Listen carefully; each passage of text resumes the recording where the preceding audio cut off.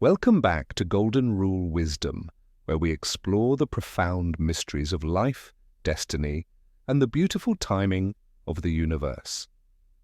Meet Meera, a dedicated teacher who seemed to have a perfect life, a loving husband, and a career filled with purpose.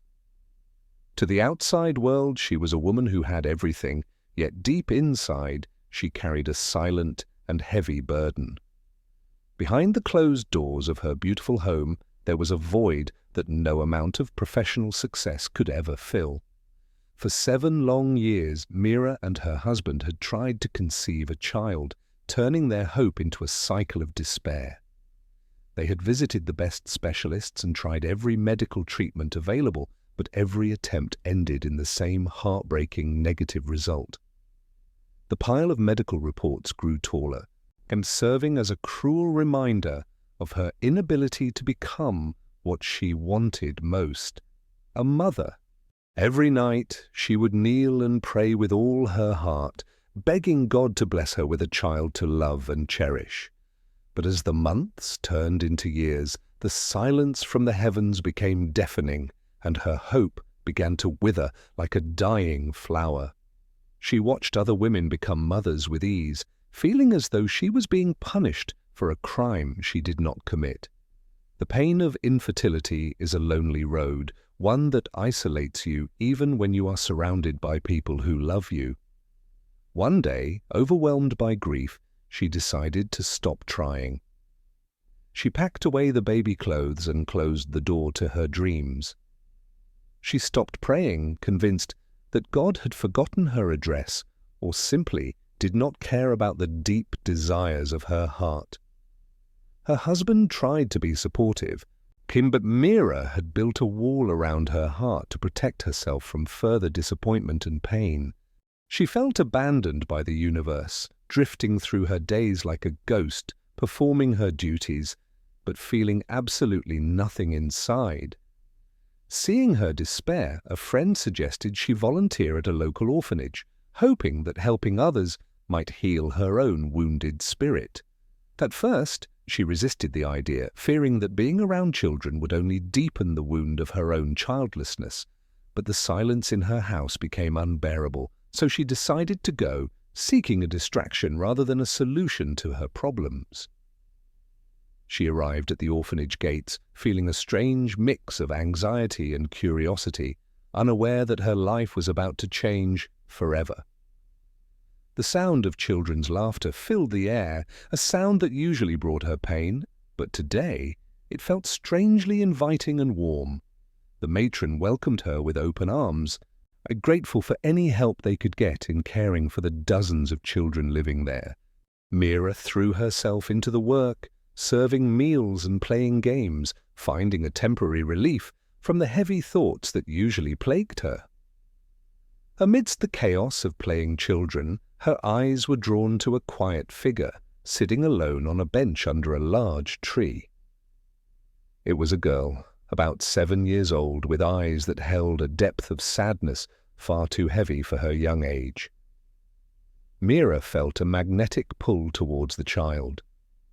She approached gently, not wanting to startle the little girl in her solitary world. "What is your name?" Meera asked softly. The girl looked up, her eyes wide and vulnerable, and whispered, "I am Cavia."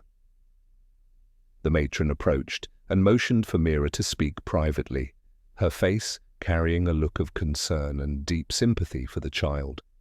She explained that Cavia was a special child with a tragic history. She was born with a heart condition that required expensive care.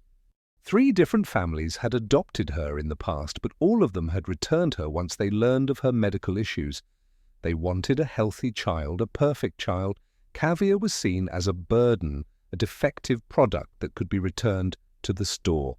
Now, at 7 years old, Cavia had stopped hoping. She believed she was unlovable, destined to be left behind by everyone she met. Meera's heart broke for the little girl. She recognized that look of rejection because she had seen it in her own mirror for years. Meera walked back to Cavia and sat beside her. She didn't speak, she just offered her hand, and Cavia slowly took it. In that simple touch, a current of energy passed between them, a silent language of shared pain and a flicker of new hope. Meera began visiting every single day. She helped Cavia with her studies, and combed her hair, and listened to her small, quiet voice. Slowly, the walls around Cavia's heart began to crumble. She started to smile, and her laughter began to echo in the courtyard. One afternoon, Meera asked Cavia what she prayed for. The little girl looked up and said, "I pray for a mother who stays." Meera froze. She looked at the 7-year-old girl and suddenly realized the profound synchronization of their timelines and their shared suffering. For 7 years, Meera had been crying for a child. For those same 7 years, Cavia had been crying for a mother. The tears that flowed now were not of sorrow, but of clarity. Meera realized that her unanswered prayers were actually a divine setup.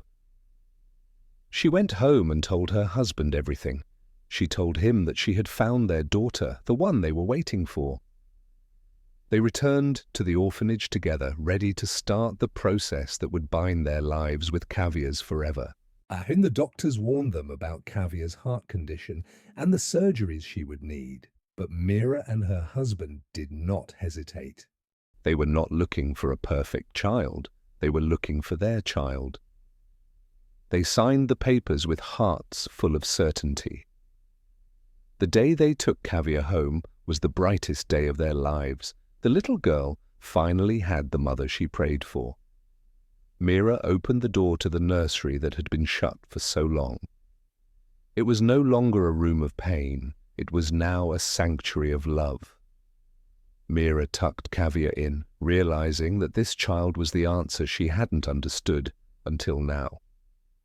The house that was once silent was now filled with footsteps and laughter. The void in Meera's heart was overflowing with gratitude.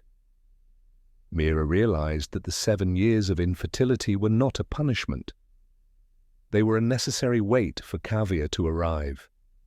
If Meera had conceived earlier, she would never have met Cavia.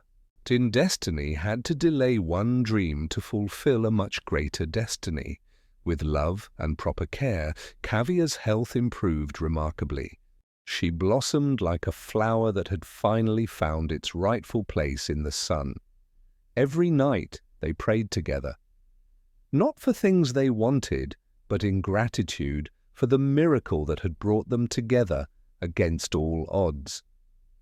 Meera learned that sometimes God's no is actually a wait. The timing of the universe is perfect even when it feels painful. We often judge our lives by what we lack, forgetting that we are being prepared for something that fits us perfectly. The struggle you are facing today is developing the strength you will need for tomorrow. Do not lose faith during the waiting period. Just because it hasn't happened yet doesn't mean it never will. The darkest part of the night is often just before the dawn. Meera and Cavia saved each other. 2 broken hearts came together to form a whole, creating a bond stronger than blood. Looking back, Meera wouldn't change a single day of her 7-year wait. Every tear was a step towards her true daughter. Trust the process of your life. What is meant for you will not pass you by. It will find you when you are ready. Sometimes the family you build is more significant than the one you are born into. Love is the true definition of family. So if you are waiting for a miracle, don't give up. Your miracle might be waiting for you in a place you haven't looked.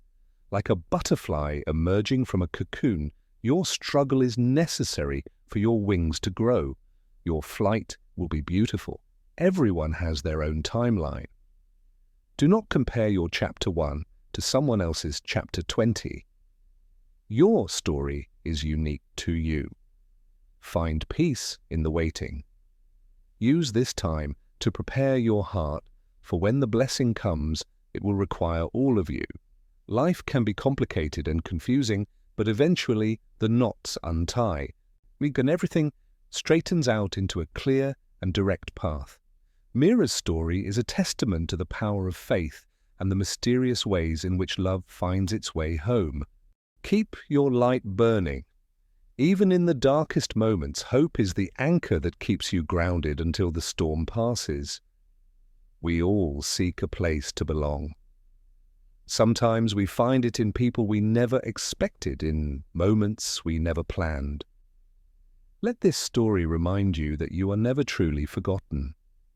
Your destiny is writing a masterpiece with your life right now. Trust your timing, trust your journey, and most importantly, trust that you are being led exactly where you need to be. Thank you for watching this story of hope and redemption. May it inspire you to look at your own struggles differently. If this story touched your heart, please like, share, and subscribe to Golden Rule Wisdom for more inspiring tales of life. Remember, the Golden Rule is not just about how we treat others, but how we trust the wisdom of the universe. Stay hopeful, stay kind, and keep believing in the beauty of your own story. Goodbye for now, and take care.